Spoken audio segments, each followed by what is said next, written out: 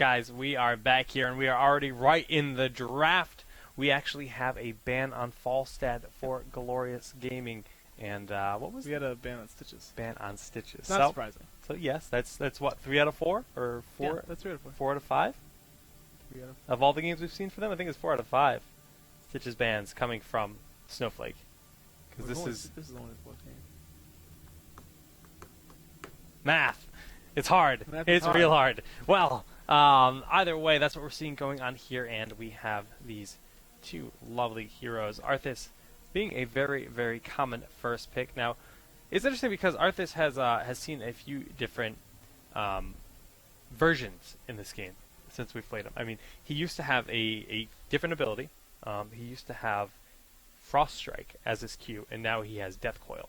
So, in the earlier version, people actually liked him a lot, and initially when he was changed to his current state, a lot of people were really sad. And then they quickly realized how powerful of a hero he really is, and he's easily one of the most common picks we see here in competitive play. I think he might actually just flat out be the most common pick. Like he's Him and either, Uther. He's Him and either Uther. picked or banned in almost every single game now. Every single one. Uther, Tyrael, I mean, all of them are very high up there, but yeah, Arthas might be up there. I'd actually like to see those stats, and we'll probably run them for this event. But No. oh, we have an issue here. We have Whoops. production woes Hashtag here, Production. so we're switching him out with Catham. And as you guys can see, we are going to Dragonshire this game, so not a salty run back, not anything. We've seen I think one Dragonshire game on stream today. I think it was one so far. So I'm very excited to see that. It's a great change of pace, and we do have Vala and Tyrael going in for Snowflake. Yep, two nice pickups there. You know, with Tassadar, Vala, and Tyrael, this really feels like the Snowflake we know and love. I mean, just really good heroes. We know that Idra does like to play these. All of the players can play a wide array of heroes. They're very interchangeable as to which role they're performing in the game. But we know that Idra does like to play as Vala. LZ likes to play as Tyrael. So we can hope we haven't, and I want to. It's upsetting me. It's upsetting you. It's hitting you in your It's core. upsetting. Each game, I'm just like, oh, they picked Tyrael. Yes, LZ, LZ Kappa. No, not. They're not going to give it to me. They're not going to give it to me. They're going to give it to Chilatech. Someday maybe. They're just going to keep tormenting me. Well, on the other side, we do have this beautiful Tycho skin, and Artho, two beastly heroes with a lot of power. Very common picks. You know, Tychus is probably the most common pick, maybe Vala, in terms of assassins. Yeah, Falstad's probably up there, but yeah, I think Tychus has a lot of priority given to him in many drafts, where he's either first pick, first ban, for one of the teams. So I would say that he's probably up there, and it's kind of strange to see. This has nothing to do with the actual game that we're about to see, but it's kind of strange to see that Tychus is technically larger than Arthas on this screen. Hey, you gotta do what you gotta do. Some guys are just big I mean, dudes, but yeah, Arthas is supposed to be a monstrosity, and in client, I think he is. I mean, in game he's big, and But Tychus Space is- Marines are massive too. Now, Tychus is a big guy, and Space Marines are. Someone's gonna come out with like the lore and the actual dimensions of the individual character sizes. When it comes down to WoW, like, there's so many times. If you look at Deathwing, especially, he appears from being like normal human Wow, size yeah. to like a continent. He's actually like one of the raid fights is on his back, and it's big. Deathwing's spine is huge raid fight. So I mean, when it comes to WoW, proportions just don't mean anything. Like, Yeah, they come and that's a go good like, oh, point. I think he'll be 17 feet tall today. Well, I don't know about that. He might need to get scaled down a little bit for this fight. So it is whatever. But we do have Zeratul and Malfurion pick. coming down for Snowflake. So that's Zeratul, Tassadar, Tyrael, Malfurion, and Vala. Pretty well rounded. I mean, they have the hard initiation with the Tyrael. Obviously, Zeratul very scary at all times, and the DPS coming out of Archon, the root from Malfurion, and the sustain from Malfurion, and then of course Vala, very strong hero. But Interesting. we got a Chen Chen. on Glorious. That's something we haven't seen. ZP's playing Chen. Now, Stitches was banned. Arthas was picked. We have not seen a single Diablo. We have seen Chen picked over Diablo every single time today. Not once. So it looks like our players are ready. We're going to be readying up and hopping right on in to the game here. But yeah, no, I'm really surprised about the lack of the Dibbles. Yeah, I mean, it's almost a 180. It's almost entirely a 180 from what we used to see. Maybe 3-4 weeks ago, everyone was like, Diablo's just, it might be a little bit longer than that, maybe 6 weeks ago. Everyone was just like, oh my god, like, if you're not running Diablo, you're doing something wrong. Right. And then EU is like, ha, Diablo? Why would you ever run Diablo? He's just so weak. And then NA was like, yeah, well, he's like sort of good and stuff, I guess. And now we just don't see him. Like, he's just totally gone. So it's very interesting to see how volatile the meta is of this game right now. And it's understandable. The game's still very young. So it's not surprising to see all these changes happen as people decide to learn more about the game. I thought they buffed Diablo in the last patch. They changed a couple of things. I thought they increased made his charge a little bit short. I mean, I could be wrong. I'm not going to say something incorrect. Yeah. But I personally thought that there was a buff on Diablo, so I'm a little bit surprised. I mean, they tweaked Lightning Breath, and they tweaked Overpower a little bit. But nothing game-breaking, or rather game-changing. But still, it's just strange to see, like, a potential buff go on a hero, and then that hero just dissipate entirely. Yeah, I mean, if the playstyle doesn't work with your team, then it doesn't matter how good the buff is. Like, yeah. Well, actually, that's not true. Well, shifts in the meta, though. Shifts in the meta is always going to be a thing here. LZ just kind of camping out here in the middle, and we have multiple members here in the middle lane duking it out. Now, I want to point out that for Snowflake, they have a theoretical wombo combo. They could do it. If they're able to get a 5-man Void Prison, they can throw roots down under it, Twilight Dream, and have it work. Twilight Dream as they come out, so they'll be snared. Oh, okay, Keylax goes go ahead. Dodge that steel shot, no big deal. He's walks away like a boss. Yeah, just fine. Just fine. That's what 10,000 years of experience will give you. 10,000 years. Well, I mean, you're very right there, and that's a lot of experience to have, but we're just seeing kind of the game. It's being pretty aggressive. I mean, all the players are rotating very, very on point in a pretty aggressive manner, and Cthon like doing a little dance here. Yeah, you know, he just likes to click around. He does his thing. Keylax throwing down a pretty preemptive route. You know, he's going to want that cooldown, and now he should actually be playing a little bit passively, not having that route. If Glaurung's cross hit, yeah, that would have been pretty bad because you can stun with Uther to follow up. But I don't think there's anybody ready to rotate. Now we see the top shrine is being contested here. ZPs can just drink with Abathur on him and be relatively happy, but flipping over kind of a bold move. LZ and Chillatek deciding. Oh, I'm sorry. I thought he was on the other side of the map. Yes, you're right. That is the correct play. LZ actually going to get dropped fairly low, but we don't have Envenom or anything yet. Glaurung actually going to be flipped on instead. Will not lose his life, but will get dropped very low. Probably will have to touch well if he has it, which it looks like he does as he starts to make his way back into lane. So now we're looking at pretty much just a constant juggle between shrines. Teams trying to get something going. There's a little bit of action happening in the top lane with ZP just constantly jumping back and forth, trying to find out if he can actually just straight up 1v1 with Chillatek. Chillatek is running low on mana, so he won't be able to do too much anymore, but he does have support of LZ. LZ, on the other hand,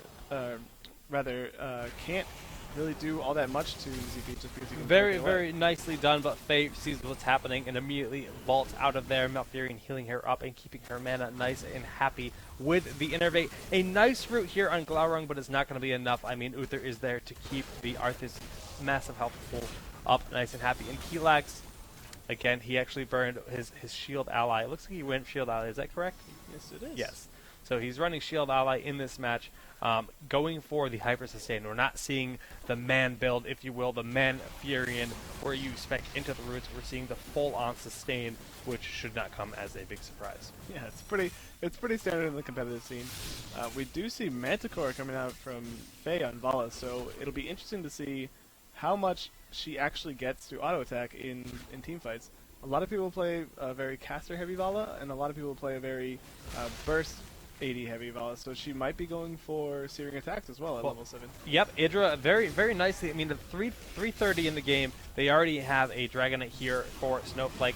Not the most common thing to see when we get picked up without a death on the enemy team. I mean, usually teams are able to keep their shrines capped, but they managed to find a hole in the defenses of the shrines, and they're going to get a couple towers out of this for sure. They'll probably just poke away at the front here. I don't think they'll commit to the fort. They'll probably just try to poke at a couple walls here and see what they can get done. We see that we have a small engagement here between tanks, nothing too exciting, and LZ getting a little cheeky with his Zero tool.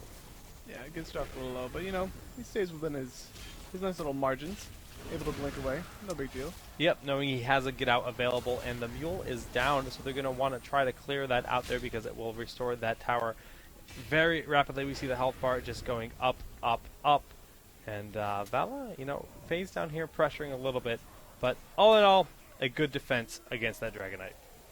Yeah, I mean, they lost a wall. They didn't lose any buddy. They didn't lose any forts. It does have a tiny bit of impact on the game just because the wall is gone. You know, standard stuff. But overall, like you said, nothing too terrible. It looks like if Snowflake continues this path that they're on, they will hit level 10 before Glorious. Although this fight that happened down bottom might actually switch something around.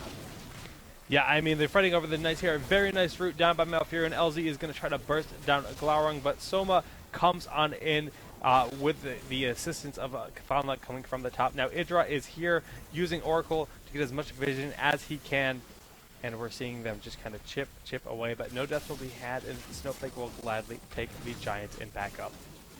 Yeah, I mean, that was really well played by both sides. It was a numbers game after a certain point where they just had too many people and they had to back away.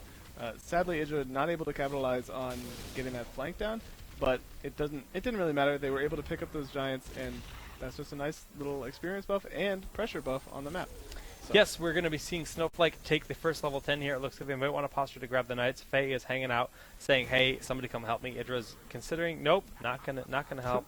Thought about it. Nah, I'll come over. Oh, just kidding. Oh, yeah, right, all right. Oh. Yeah, we'll help you. Fine.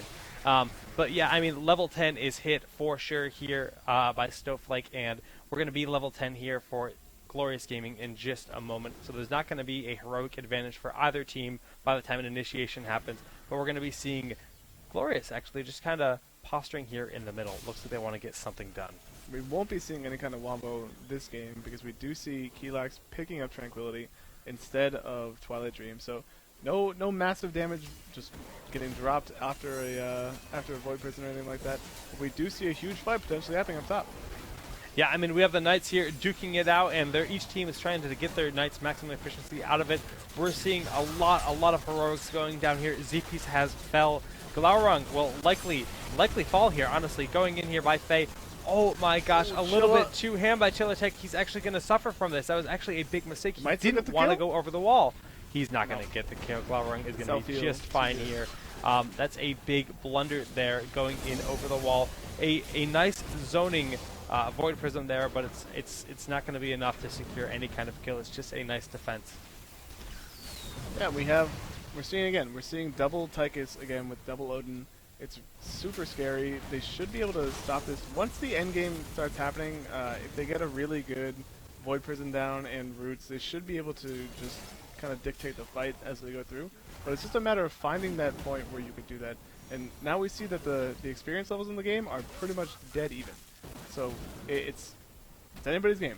Anybody can take it, right? I mean, it's incredibly close here. ZPs is going to have unlimited efficiency against Keelax. Keelax actually kind of overstaying his welcome, and he will be punished for it. You cannot fight a Chen with an Abathur.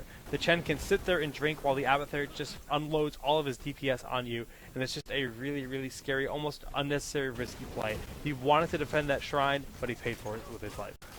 Yeah, I mean, he tried. He tried really well. Didn't work out for him.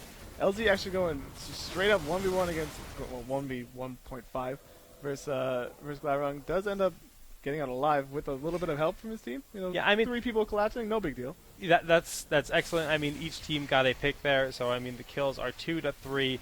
Very even game. We can see the levels are almost dead even still after a couple exchange of ganks that happened.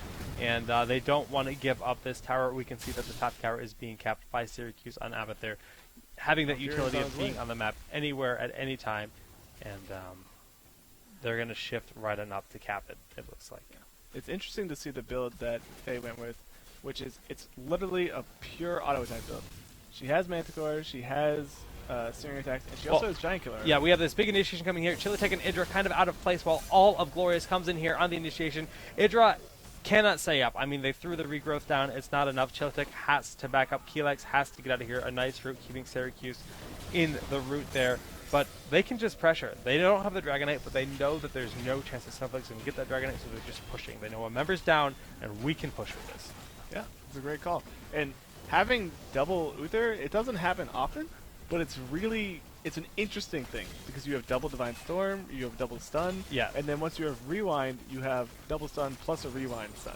And it's there's no more rewind on Uther, so back in the day that was a big thing, but rewind has been removed from Uther because of how strong that was. It was actually just a little bit too broken. I mean, Uther's, even without rewind, Uther's considered to be one of the strongest here. A beautiful route going down. That's a completely justified strength because Uther is a hard man to kill. In the earliest days of Heroes of the Storm, a very common saying was Uther gets away again because he just never died. He still is kind of like that. It's like Uther usually gets away. Rewind helps a little bit. Not having the double heal on Uther. Not having the ability to just be like, oh, I rewind quadruple heal, no big deal. It's so that's gone. That's really nice. But we do see that we have a rewind on Mouth, so we're looking at maybe double roots, double regrowths on multiple people. So there's a lot of sustain coming out of Snowflake this game. I mean, Rewind is an excellent choice for Malfurion because, like you said, the amount of zoning you get with 2 roots, the amount of healing you get with 2 regrowths. Don't know if you're going to rewind Moonfire too often, but you know what? They're getting a free push here. I mean, for whatever reason. Well, they just killed Tyrael up top, which I didn't even... I was looking at it. I saw the icons converge, but I honestly didn't think that they were going to kill him. And they just did. They just did. Well, they got a for a hero, not a terrible trade. We see that Snowflake is a little bit in the lead here, and Abathur is actually going to try to hearth out here, but LZ is on pursuit, but no dice. Abathur gets away again. He ulted, so if Zeratul is able to stay up there for long enough, he'll be able to kill Abathur as he comes out, but it's very unlikely that that's going to be the case. Faye actually going to lose her life as she tries to strafe away, dealing a decent amount of damage, but the grenade knocks her out. And it's not going to matter. We're actually seeing 3 Relentless come out of Glorious here. Now, they see the double root, and you notice how quickly they broke out of the roots there. That's because 3 players on their team grab Relentless, which halves the crowd control on them. Yes. Yeah, it's a great pickup. We've seen a lot of reactionary pickups today. We saw all the Stone Skins earlier. We saw a bunch of Relentless pickups now. We're also seeing 2 Stone Skins already from Glorious this game. So it's a lot of reactionary play. It's a lot of saying, okay, I need to be able to survive out of this. Otherwise, I can't get down what I need to get down. These are the absolute best players in the world playing the game right now. We are, in fact, in the semifinals here of Kings of the Storm 2.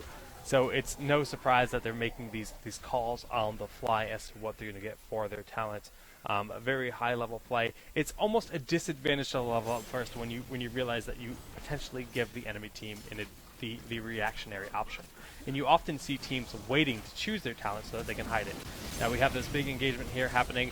Glorious does not want to give up the Dragonite. At this point in the game, the Dragonite is significantly stronger than it was in the early game. Soma is going to throw down his W, and ZPs comes on in, sacrificing his life for not too sure why. I think he probably was thinking about using his ult to stop that from happening. His ult is up, but it just didn't go off. Maybe I don't know maybe he thought he could Q and use it, but it didn't actually happen. Didn't pan out for him. This Dragonite is going to get a lot of work because they got 25 seconds left on the death timer here of Chen Storm Stout, played by ZPs. Now the Mule is down, but it's not going to be too happy with that Slice Storm on it, and this Dragonite, controlled by Chilitech, is going to push on in. Yeah.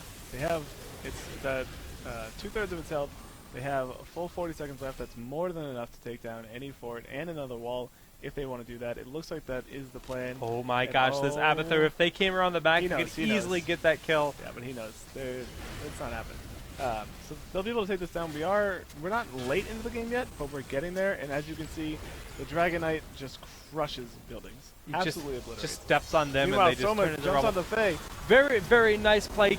Oh my god, that actually almost saved Faye's life, but Faye will fall. We have Tranquility going down here, keeping Snowflake up pretty healthy. Oh, You the can see Void how Prison. that was Perfect. That was was actually perfect. literally the ultimate flex. Would have been absolutely Riveroni and probably one or two other members of the team. But the Void Prism hitting of Glorious. Absolutely beautiful, but we actually still going on here. Being chased, LZ Gamer should be just fine. Zertool is a slippery hero, and he's rotating down, but they're in full chase. They're in full chase, realizing, hey, be a point of contention, and we're going to see that happen right now. One root goes down, will root again. He might have to, but he'll actually be just fine. See LZ Gaming jumping in, trying to do as much damage as he can. He's forced to blink away. We'll just go ahead and give up these Giants, not really by their own volition, as they were forced off of them, but, you know, it's better to give it up than to give your life up, so it's okay. Absolutely, no deaths happening there, and all three lanes were soaked for a decent amount of time by Snowflake to kind of mitigate the amount of XP that was going to be picked up by Glorious. Grab the Giants in the bottom lane here as well, and we might even see them just rotate over to the Giants, but we have an initiation. The roots go down, heroics are down, Soma has fallen, Z-Piece goes in and immediately gets rooted, and he's going to fall. Oh, never mind, his heroic goes off, but he's incredibly low underneath his heroic bodies he has there. Clones, yes, that's a good word to use. But Elemental summons? Is that what we're going to call it? it's called Storm Earth 5. Yeah, but what But do I we guess call the actual summon? I guess they're summons. Just Can we call call them them summons. cloney dudes? I want to call them Cloney dudes. We've coined it, guys. You heard it here Alright. first. Cloney dudes. It's the most official term we can actually come up with here. After we're 6 or 7 hours in casting here, and we're having a blast. But We're just delusional at this point. We're literally just we've lost our mind. we're derailing the show. Let's talk about this. So we have the Giants here being taken by Glorious Gaming here, and actually, nope. Snowflake says these are ours. You got this yours. This mine. They take it away, and they get a kill in the process. Beautiful, beautiful play there. Beautiful map awareness, knowing where they're going to be. It feels like there's been a lot more fighting this game, isn't it? Like, It's look at the kill very totals. back and forth. Look at the kill totals. It it's feels only like there's been a lot more. There's just been so many initiations where no one dies. We've said it time and time again. Neither team got a kill. It's happening left and right, but each good amount of sustain. Uther and Malfurion, the two probably the most healing in the game on each team, keeping their teams nice and happy. And Yeah, I mean, it's certainly interesting to see how these teams are going about this. They keep trying to like push their limit as much as they can, but they know where it is. So they're like, all right, maybe I can do this. No, I definitely can't. And they'll back off. And it's cool to see that they're basically just they're poking around for weaknesses and trying to exploit that. So it's a very interesting time. both of these teams are pushing their limit. We're pushing our voice box limit, and this is actually a great series right now. I mean, honestly, all of the players are rotating here in the bottom four. We're going to see ZP's coming, or Glaurung. They can take this one on bottom. And easily. yeah, they're going to. There's no one here. They have an idea that Snowflake's probably at their knights, but they're unsure. They see it get picked up right now. They're going to try to go in and zerg this. Whether they're going to be able to or not, I'm not too sure. We do see that we have Snowflake streaming down here. Will they dive in? Shieldtech thinks about it, hesitates, stops, doesn't go with it. Abathur, meanwhile, top lane, summoning his Locust, doing his thing. Abathur did not blow clone. It looks like Snowflake was like, you know what? Let's just hold off. We're like one creep away from 20. Let's wait till we have 20, and then we can just beast them. Yeah, I mean, we see that they decide up there, but you're right. Level 20 is here on Snowflake, and they're going to want to capitalize on that. They realize this is a big opportunity for them. Syracuse is going to grab that top shrine, and you know what? They were thinking about capitalizing on that, but they're just going to go offensively and contest at the Knights here. Yeah. So we have Dark Archon, we have Resurgence on Tyrael, we have Friendly Void from Zeratul, we have Bolt of the Storm on Vala, and we have Storm Shield on Malfurion. So relatively standard things across the board. A little bit more sustain out of Malf because he can just throw down a massive shield to everyone around him. Vala, obviously more survivability because she can just blink away if she gets into a scary situation. Zeratul allows his teams to run through his Void Prison if he throws it down. It's great stuff. Tyrael, I mean, just Resurgence is Resurgence. And Dark Archon for the extra damage. So we'll see how they decide to use this level 20 to their advantage. If they're going to use it right here, it's going to be very close, and I'm not sure if they want to take this fight. Okay, good. Glorious says, you know what? we don't have it. We just don't have this fight. We It saw would've like been- 5 pings for the back Right. right there. They just spammed back. Yeah, they were like, okay, we might want to go for this, but they have 20 on us. They have the engage. They have the roots. If we go on that, like they're going to hit us with a void prison. Let's just not deal with this. Well, Glorious just hit level 20. What do they grab for their heroics? How many resurgences do we have to worry about in this fight? We have to worry about 2 resurgences from Chen and Arthas. We have obviously the upgrade from Apather, pretty standard across the board, and I'll follow the rest in a second. Well, we have this big initiation here from Glorious Nope. Gaming coming Nope. in. Almost. All right, and, back to it. So the last one is obviously the Odin upgrade and the Divine Storm upgrade. So Divine Storm is now the size of the map, and it's all good. The size of the map, indeed, where we have the nice route going down here on Glarung and ZPs. It's not going to be enough to get anything done. It's just going to help them zone, take a few shots from the tower here. Storm's going down everywhere. The shield is on this fort, and the Odin has come in, so they are committed to this fight, but they react by keeping one Odin down. They're going to try to poke away at the second Odin, but the heal coming down. ZPs pops with all these extra health bars. I mean, so much zoning. The Divine Storm, the size of the whole map right there. We're seeing the big shielding come down. We have every single ability is on cooldown. There's only a couple heroics left now. Archon for Idra has not been used. That's something to know. That's a very powerful heroic that was not used because Idra didn't see an opportune moment that was safe. ZP's getting dove on by Chillatek. He's going to fall, and Archon is popping the Archon, or Idra is popping the Archon now, and they're going right on in, turning this. The patience paid off. They didn't commit. They played. They skirted around. I call it skirt stake. They went the skirt stake way, and they just played passively, waited for the Odin and the other heroics to wear off because it's a heroic with a timer. So they waited for those heroics to wear off, and then they committed. Then they went in and cleaned up the fight. Guess how many people are dead? Doesn't matter because resurgence. Hooray! Such a strong talent. Only has a 2-minute cooldown. And Chillatek actually queuing in here quite aggressively and quite riskily. They were just waiting. ZPs and Glaurung were just waiting. Someone's going to come for this, and Chillatek's actually going to pay with his life for this. Now, he does in fact have resurgence, and he does get out. Make him eat my words. Nice play. Nice float by both Idra and Kelax, and Chillatek's going to be just fine. Look at all that health, and look at his little pony, or Billy Goat, excuse me. Wonder Billy. Wonder Billy. He's the Wonder Billy. So we do see that pretty much every ult is off cooldown with the exception of Archon from Tassadar. So we have 20 seconds before Snowflake can engage at full health. We should be seeing some kind of a position on either the top shrine or in middle on the Dragonite statue. And at this point of the game, we're 21 minutes in. If you get a Dragonite at this point, you are going to steamroll every building you decide to look at. Yeah, I mean, that's absolutely true. We saw the Dragonite already hitting like a truck. Well, now it hits like a monster truck, and it will just plow through those buildings. Now we see the initiation coming in here by Glorious Gaming. They want to see what they can get done. A nice route goes down, but it's just going to zone for a little while. Does he have the rewind route? We're going to see Tranquility come down in, but now there it is going to keep everyone on Snowflake healed up. That Archon has incredible efficiency when he's in. A nice Divine Storm, but it wasn't ready to be capitalized by anything else. The root goes down on Syracuse. There's no more Avatar clone to worry about.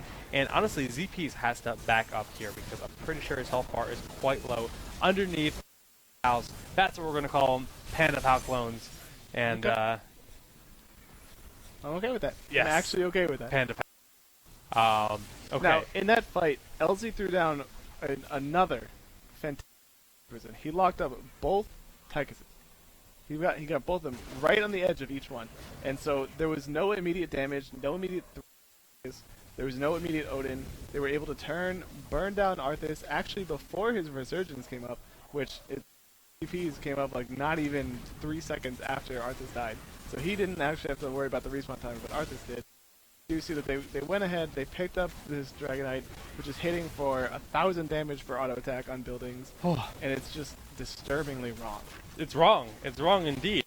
Backing away. I mean, they dropped the Mule. They dropped Abathur on there. A beautiful Divine Storm. The whole map indeed hitting every single hero on that. ZPs picks up a kill on Vala. They have to kill That's that a lot Dragonite. of damage. That's a lot of damage. But they, like you said, 2,000 damage per hit, 180, 180, or 1080, 1080. The resolution's too high. The resolution's too high, 1080p. It's over. That's it. That's GG. it. I mean, Dragon Knight. It's one of those things where you get to the 20-minute plus mark, and you either have to 100% not let it come into your base, or even happen in general, or CC it to the point where it doesn't do anything. And it's hard to do that when you're at this level of play, because if you try to blow all your CC on one massive target, then they jump on you and you're gonna die. And that's pretty much what happened. That's They took out the Vala nice and quick there, just deleted her from that initiation, but the Dragon Knight was at about 75-80% health, and very, very well played. We can actually just take a quick look at the stats from that match. We can see that the kill count wasn't extraordinary. It was a pretty passive game. No, not a passive game It at all. wasn't passive, but it just didn't. a very There was well, not many very finished fights. yes, a lot of just close kills where people got out A lot of just really in good time, disengagement. showing really just top level play. Nobody got caught too far out of position very often. Very low kill, but still hyper aggressive. I mean, I just have to say that was a incredible game, an incredible series. But that series will in fact go to Snowflake 3-1, and they will to the grand finals. Yeah, versus. it's awesome. Yeah, so they're I gonna mean, be. It's going to be a great set for grand finals. I know it's late, and I'm sorry for any of you that are in EU. The preceding events from now on will be casted with two people, or Two sets, pairs, two two sets pairs. of people. So the event will go much quicker. Basically, it should be effectively half the time. So that's something to look forward to in the future. But for now, we're going to try to get into finals as soon as possible.